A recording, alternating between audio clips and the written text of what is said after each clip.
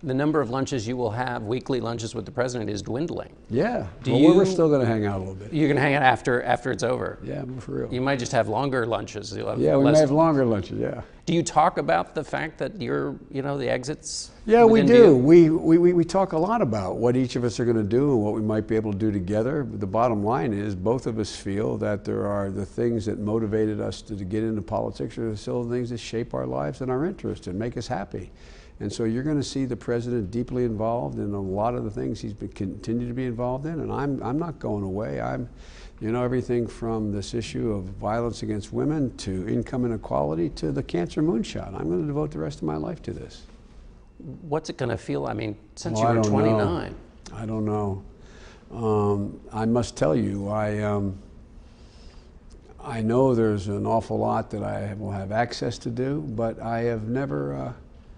From the time I've actually been 26, every morning I've gotten up, somebody hands me a card that has my schedule on it, and I know what I'm about to do. I know what I want to work on, and so it's going to be an adjustment. I honestly don't. I've enjoyed. I have been so proud of being involved in public service that. I'm not sure exactly how I'm going to do it other than the structure of, American political system. A lot of times people ask, it's been about a year since you decided not to run for president. You've been asked 1,000 times if you regret not deciding not to run. Was there ever a moment in the last year where you said, boy, I'm glad I didn't run? Well, I guess yes, in that some of the vitriol that exists today and some of the stuff that the other team's doing, I just am glad my grandkids, I sit and say, God, I mean, how do you respond to a guy on stage when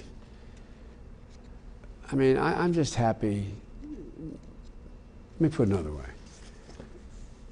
A woman who runs my office has a daughter that's in, I think, 6th grade. I called her on Columbus Day, which is a holiday, to check my schedule the next day. And I said, you watch the debate? And her comment was, my daughter had a girlfriend over from class. They were supposed to watch the debate. The first few minutes, I had to turn it off. I didn't want my daughter seeing this debate. The stuff of, anyway, so yeah, there's sometimes but look, I think I made the right decision for my family and for me, and I think Hillary's going to be a hell of a good president. In 1972, when you announced you were running for the Senate, this is what you said. God almighty, you did your homework. We're divided people. We have too often allowed our differences to prevail among us. We have too often allowed ambitious men to play off those differences for political gain. We have too often retreated behind our differences when no one really tried to lead us beyond them. Feels like you could give that speech today. I could, but I tried my best to lead us beyond them, and I think for a significant period of our time we did. History runs in cycles. I say to young people out there, they said, well, why would I get involved now with the dysfunction in government?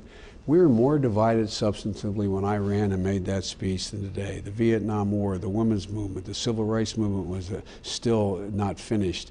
The whole environmental movement. I mean, it divided families. I mean, it divided friends, those things. People didn't speak to one another over them. And yet my generation we did get involved. We did make a difference. We did change things in the 70s and the 80s.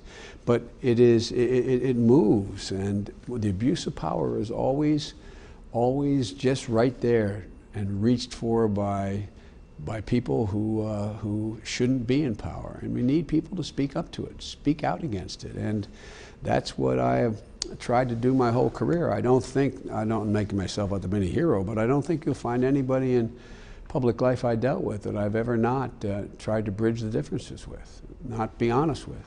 On your last day of office, what are you going to do? What I'm going to do is go home and begin to figure out what I do for the rest of my life. And I think I hope to be able to do the same things I'm doing now out of office.